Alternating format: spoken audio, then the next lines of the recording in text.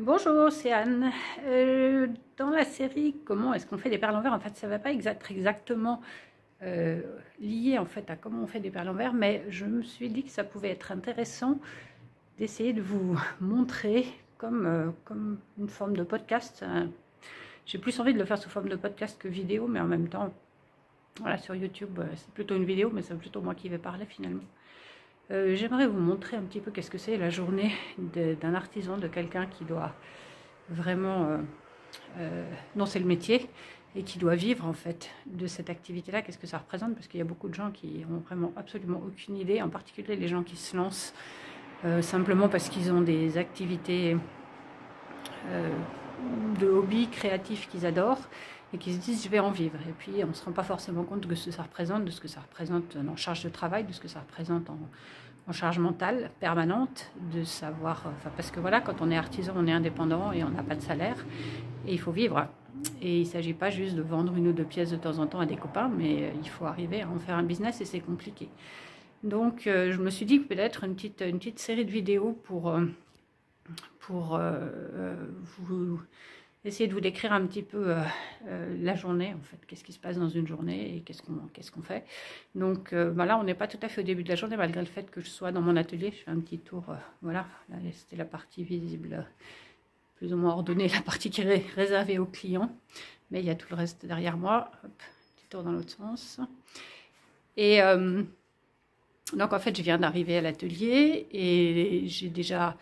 alors la caractéristique, en tout cas en ce qui me concerne, c'est que à partir du moment où je me réveille et jusqu'au moment où je me couche, il y a assez peu de moments où je ne pense pas à ce que je suis fait comme travail. C'est-à-dire que je pense à mon activité professionnelle à peu près tout le temps. Donc c'est en général le moment où je me réveille, la première chose que je fais. Je ne dis pas qu'il faut le faire, je ne dis pas que c'est bien, mais n'empêche, c'est quand même ça que je fais pour savoir comment je vais organiser ma journée avant même d'avoir pris mon petit-déj. Je vais regarder ce que j'ai fait comme vente pendant la nuit, si j'ai fait des ventes pendant la nuit, pour savoir ce que je vais devoir gérer et ce que je dois faire depuis la maison avant de venir à l'atelier, parce que j'ai plusieurs boutiques internet et il y en a certaines où je dois gérer soit des impressions à la maison, parce que j'ai une meilleure imprimante à la maison qu'à l'atelier, soit la préparation de paquets, de choses comme ça, soit simplement discuter avec les clients. Et il y a donc toute une partie du travail que je fais le matin, après le petit-déj. Donc en fait, le moment où je me réveille, c'est vraiment... j'ai beau essayer de faire autrement, j'y arrive pas. C'est vraiment le premier moment où je vais me dire, bah voilà, qu'est-ce qui s'est passé pendant la nuit. J'ai beaucoup de clients qui sont à l'étranger, en particulier aux États-Unis, donc il se passe des trucs pendant la nuit. C'est pas parce que moi je dors que mes boutiques sont inactives. Et puis, du coup, bah voilà, je vais organiser ma journée en me disant, bah voilà, le matin, j'ai ça à faire que je vais faire à la maison parce que c'est plus facile de le faire là-bas. Parce que voilà, pour plein de raisons. Et puis ensuite, est-ce que j'ai des commandes de perles que je dois faire sur commande? Est-ce que je vais arriver à caser ça dans ma journée? Et puis donc la matinée, en général, enfin en tout cas une ou 2 heures de la matinée sont consacrées à ça et à des tâches administratives. Parce que voilà, de nouveau, quand on est indépendant, on doit gérer à peu près tout seul.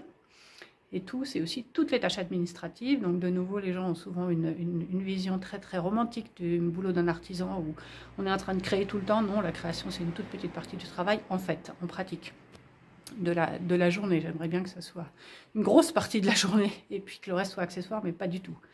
Tout le reste prend énormément de temps.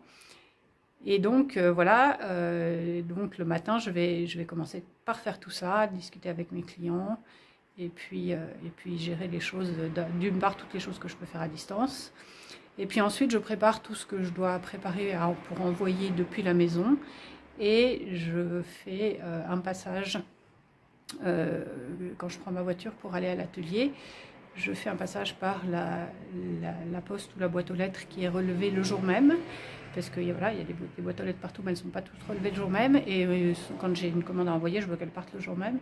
Donc je vais faire un détour pour aller pouvoir la poster là où il faut pour qu'elle parte le jour même. Et puis là, je ne suis pas encore arrivée à l'atelier, hein, loin de là.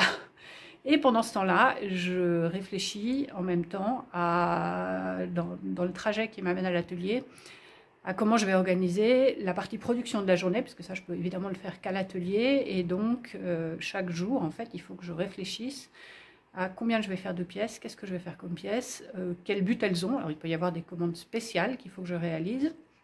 Mais très souvent, il y a simplement des shows qu'il faut que je prépare.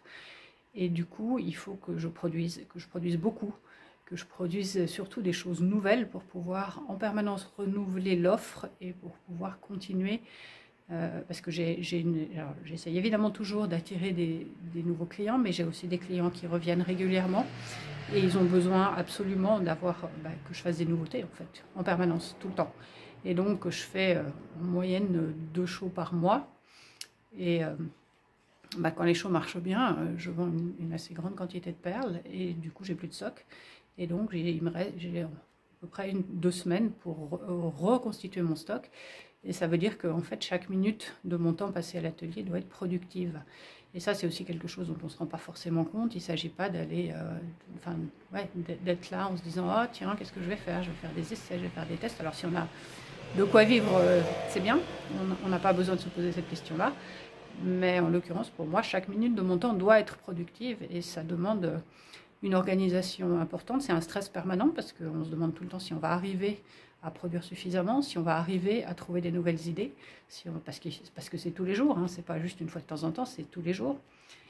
Si on va trouver, les clients vont continuer à avoir envie de collectionner, si les nouveaux clients vont être attirés, enfin, c'est tout ça pour dire que c'est une charge mentale qui est très très très grande, en plus de la charge physique, et qu'on peut évidemment pas s'arrêter, parce que voilà, si on s'arrête, il n'y a plus rien. Et il y a toujours des factures à payer. Donc, une petite plongée, donc voilà, dans une petite partie de ma journée, une petite partie de mon cerveau peut-être aussi, pour essayer de vous montrer de quoi il s'agit. Alors ça, c'est la première vidéo, il y en aura d'autres. Et puis je continuerai à vous raconter ça. À bientôt!